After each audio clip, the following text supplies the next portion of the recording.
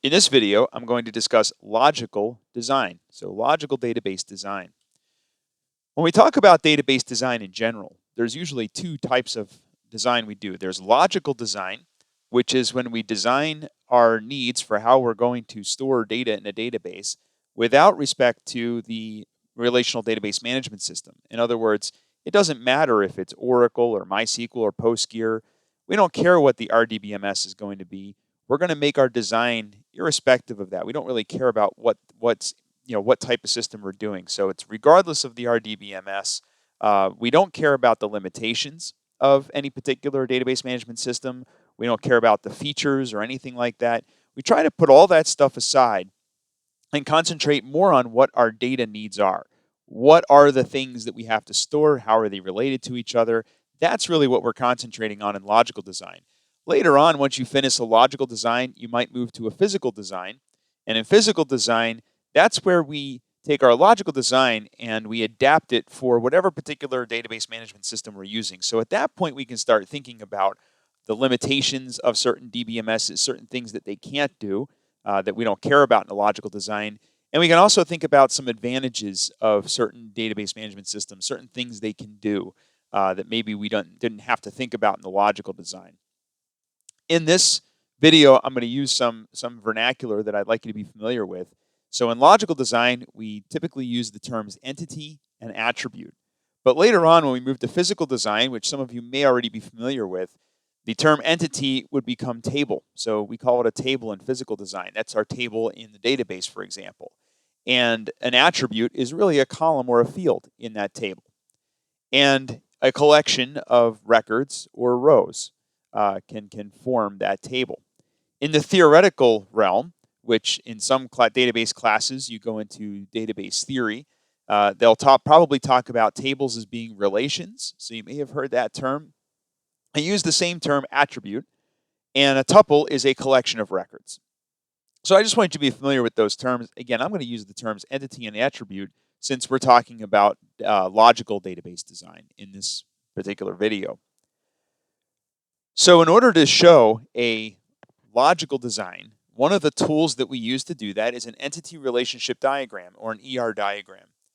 I'm not going to talk to you about how to use any specific tools to create these diagrams. Microsoft Visio is one popular tool from Microsoft. There are many others out there, and I have a video which shows you how to use Microsoft Visio to create the diagrams that I discuss in this video. So an ER diagram is basically a standard method to diagram entities, their relationships, and the attributes. Sometimes you'll hear me call it a modeling technique. The term modeling technique is borrowed from UML. Certainly, if you're interested in UML, you can go take a look at that as well. And I do have some videos that discuss UML. UML has a diagram called class diagrams, which is very similar to what we do with an ER diagram. The syntax is a little bit different. The focus is a little bit different. But there are things that are very similar about that. So I certainly encourage you to take a look at UML and be familiar with it. You'll certainly see it in the industry quite a bit. But ER diagrams are also quite common. In fact, in many projects, I've seen both class diagrams and ER diagrams. The class diagrams may be more geared towards the software design, whereas the ER diagrams are more geared towards the database design. And they have their strengths and their weaknesses in both realms. But in this video, I'm going to talk mostly about logical database design. So we're going to use ER diagrams. They certainly lend very well. Prior to creating an ER diagram, a few things should have been completed. You should have done some analysis about your needs for this database. You would have identified nouns. So in your analysis, you may have done interviews. You may have collected artifacts such as business documents. You may have looked at standard operating procedures. You may have done some questionnaires. There's various ways that you would gather all the information about what the system needs to do and what the database needs to store. You would have picked from that your nouns, which is a person, place, or thing. You would have grouped those nouns into common themes. So you would find groups of nouns, group it into common themes. Those common themes that you identify become our entities or our tables in our database. Other nouns would become the attributes which describe those common themes. So you have a major topic, which is our common theme, and then you have nouns that describe those. So you're sort of subdividing which nouns describe something and which ones are something that we are actually going to keep track of in the database. Some of the nouns will uniquely identify a specific instance of an entity. In some cases, it may be a collection of nouns that describe something, and in some cases, a single noun may describe an entire record. In most cases, you want to try to find something that's going to primarily identify or uniquely identify any single instance of an entity. And we'll call that a primary key. And we probably talked about in other videos about primary keys and what they are. And I'll touch on that a little bit again in this video. So what exactly is an entity? As I discussed, an entity is that person, place, or thing that we have to keep track of in our database. Once you know what all of your primary entities are going to be, or the major topics you've identified, we have to diagram those. The way you diagram an entity is you draw a box. And in the top of that box, you're going to have the name of the entity's name. And that will eventually become our table name in a physical design. Below that, in the bottom of the box, you're going to have attributes. So you're going to list the attributes one on top of the other, just as you see here. In addition, one of those attributes that you've identified is going to be the primary key. It gets a special place in the diagram, so it gets its own slot underneath the entity name. If you have multiple fields or multiple attributes that make up a primary key, you would list all of them in that top section. It's typical to underline those, and in many cases, in some tools, you'll have the ability to have this extra little area on the left where you can identify which are primary keys and foreign keys. Now, in logical design, we're not worried about foreign keys yet, although I'll talk about those so you understand the concept. But in many cases, when you label something as a primary key, it'll give you the little identifier PK next to it in that area off to the left-hand side. But again, it's typical in some drawing tools to underline and put PK next to it. And sometimes the PK is off by itself in that left-hand side in that box. I know in Microsoft Visio, it'll look very similar to this, but in other drawing tools, it may look a little bit different. The important thing is we should be able to easily identify which of the attributes is a primary and a foreign key. We should be able to easily figure out what the entity's name is, and we should see a list of all of those attributes. So these are the four basic parts of an entity in an entity relationship diagram. There are different types of entities. So these are just a few types of entities. A domain entity is any entity that describes the core business or something to which we're trying to solve the problem with this database. So for example, in a customer relationship system, the customer would be a domain entity. Their phone number may be a domain entity, for example. Linking is when we use extra tables or extra entities to connect other entities together. And you'll see that later on. We usually do that when we get to more into the design, the physical design, that is. Lookups can be for lookup values to ensure data integrity. For example, if you have maybe patients, you can have male or female. So you might have a lookup to make sure you're putting in valid values for that. It could be maybe male, female, or other, or something like that. And then you have weak entities which depend on another entity for its meaning. For example, the phone number doesn't really mean anything unless it's attached to some other object like a person or a customer or an employee and so forth and so on. So that might be an example of a weak entity. Let's not worry too much about those types for right now. The important thing is once we have our blocks with all of our entities, and as I said before, we're going to start with the entity name. We're going to list all of our attributes, and one of those attributes is going to be something like, in this case, the ISBN is the primary key for a book. So this might be a database that's going to contain books. Now, the books, as you know, would probably have an author, right? So most books have an author, and we might have a primary key. In this case, I made one up called author key. So these two tables or these two entities have a relationship to one another. And to show that relationship, I would draw a line between the two. Now, I didn't talk about foreign keys, but when we get to design, we're going to talk more about foreign keys. So a foreign key is how we relate to another table. And again, we'll talk more about that in the design. I just wanted to show you real quick that typically you would also see in these diagrams the foreign key. I also want to mention too that if you look at the ISBN, we talked about this before. that primary key would be a natural key. So that's a good example of a natural key. If you recall from earlier, when we talked about in an earlier video, we would have talked about the different types of primary keys. So a natural key is one that we didn't make up. So anytime you have an attribute that we don't make up, but yet uniquely identifies an entity, that's a natural key.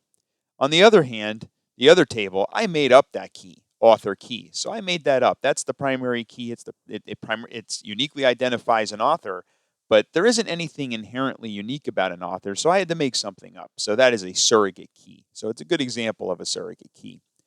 Now, there are several different ways to show the relationship between different entities. And I'm going to talk about I'll talk sort of about three notation styles, different types of notations you can use. The simplest is the arrowhead notation, and that's simply where you draw a line from the primary table to the foreign table. So you can see in this example, a book has an author. So my arrow points to the author. In other words, the foreign key points to the primary key and author. And that's why I wanted to show the foreign key in this particular diagram. So you can see that eventually the foreign keys would be in that left-hand side table in this example, and it would point to a primary key in another table.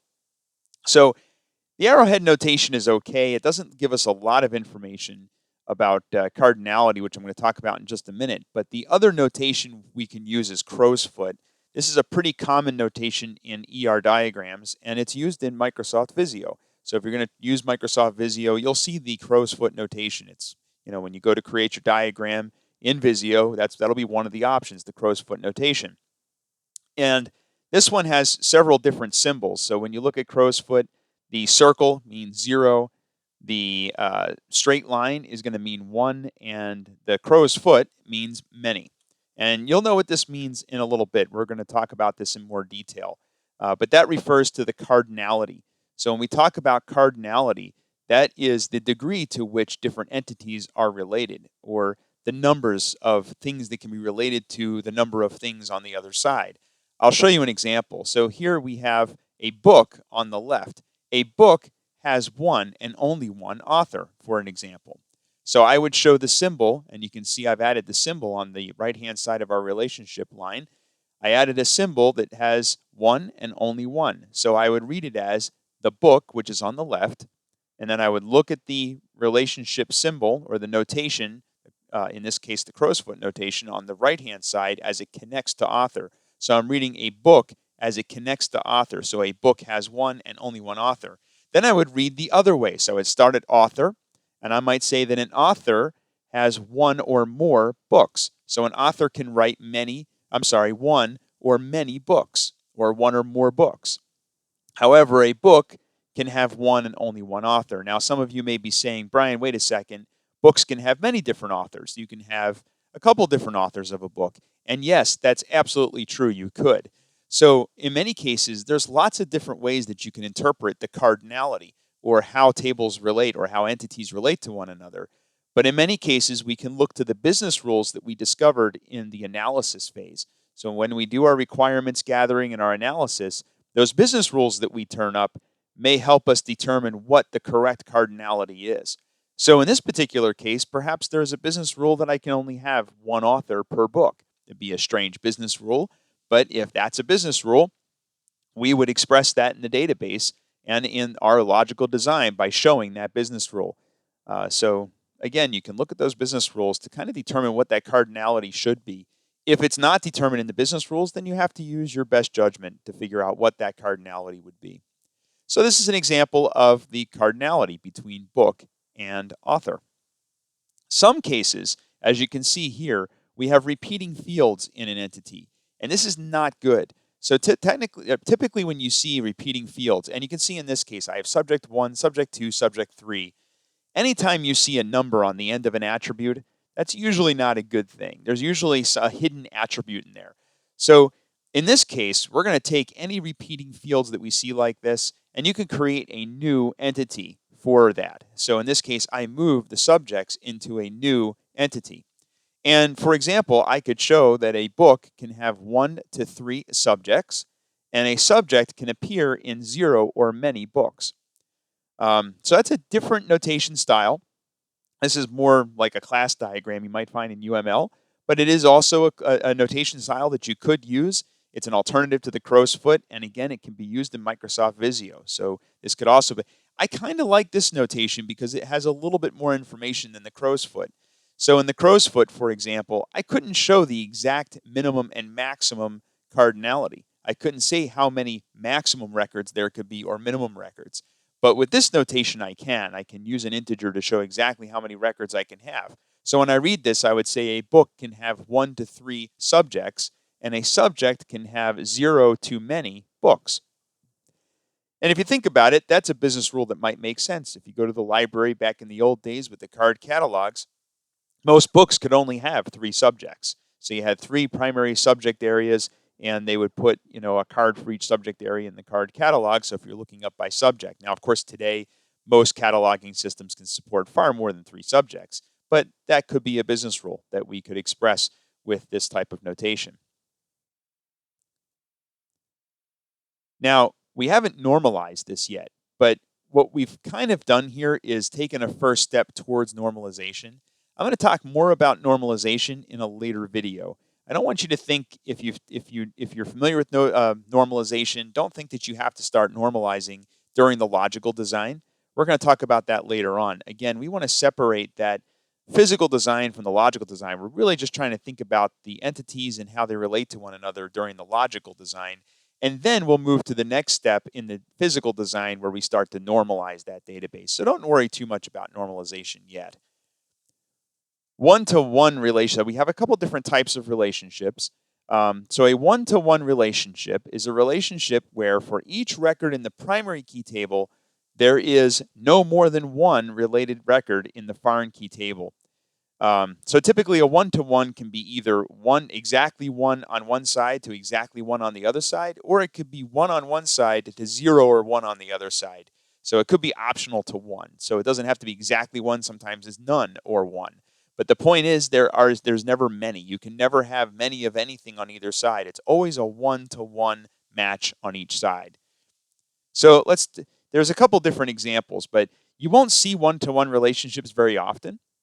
Many of you, when you create an ER diagram, you may not see any one-to-one relationships because they're not commonly used.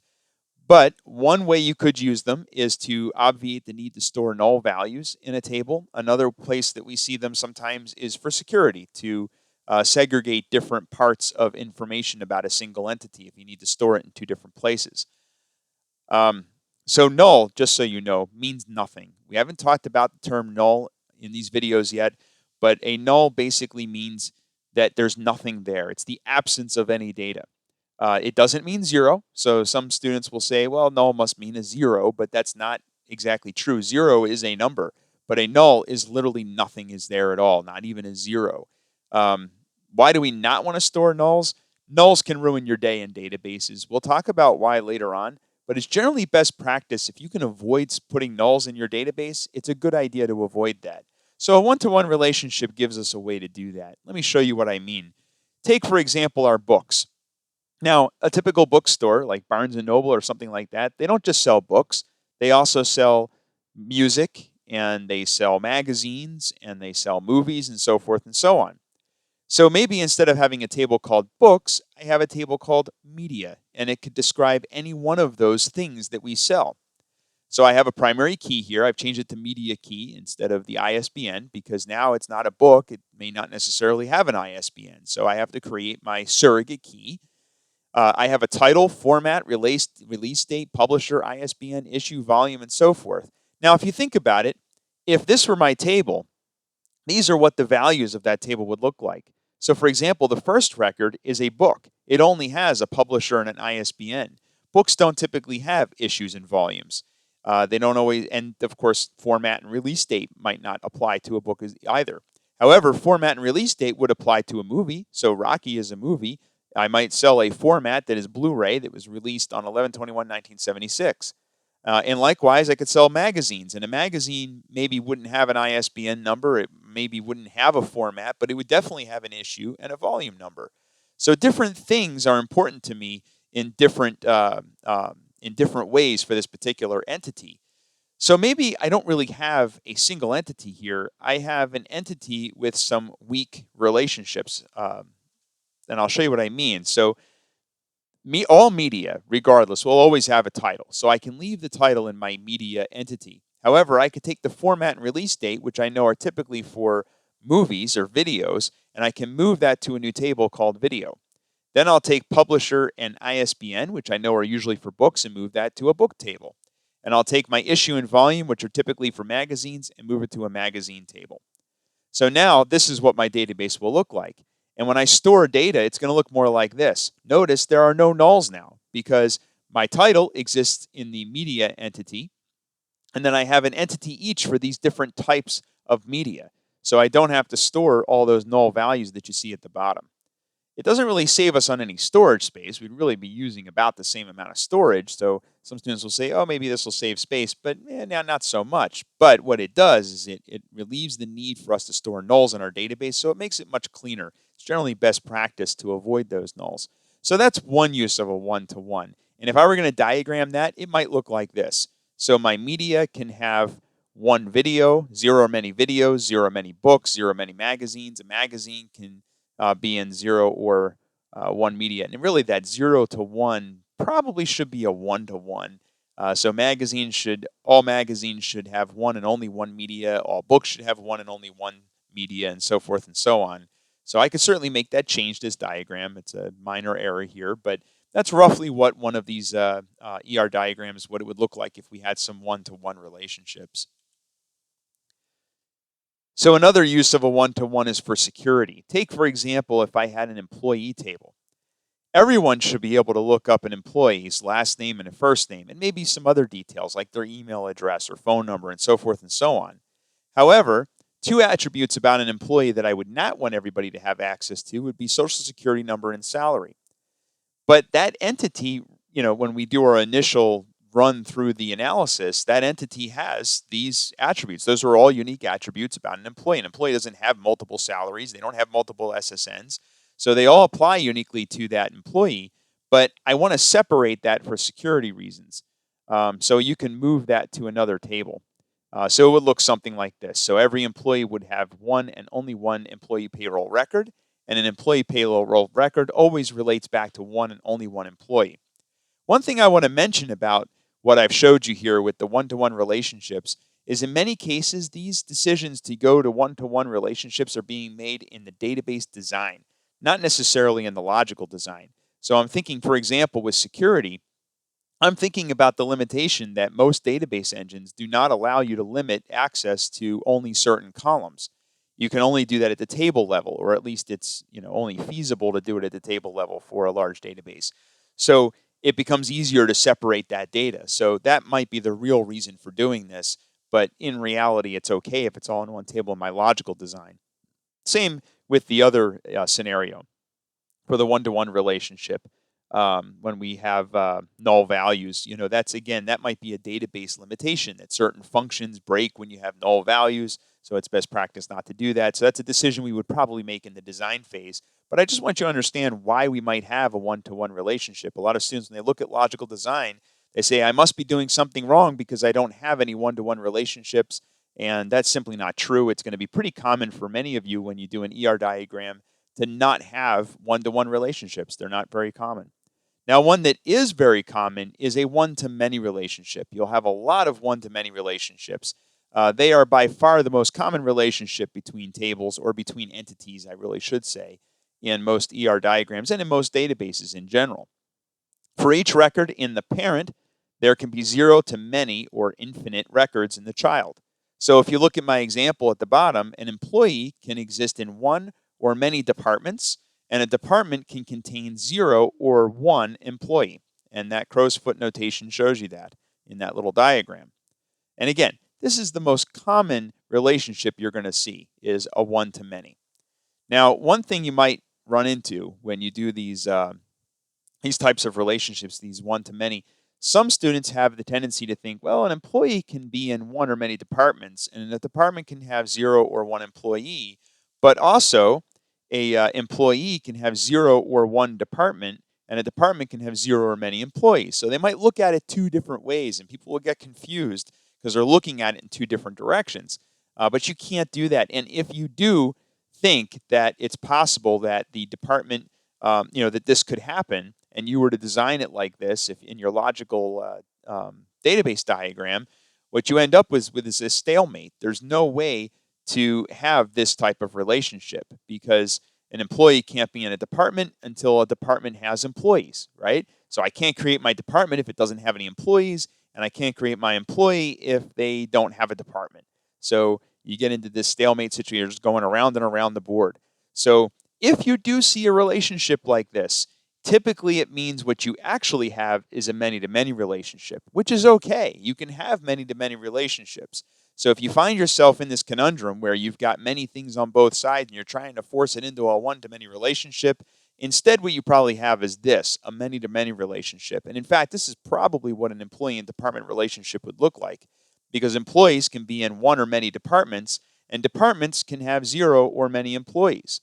And of course, this all depends on the business rules, but assuming the business rules support this, you might have a diagram that looks like this.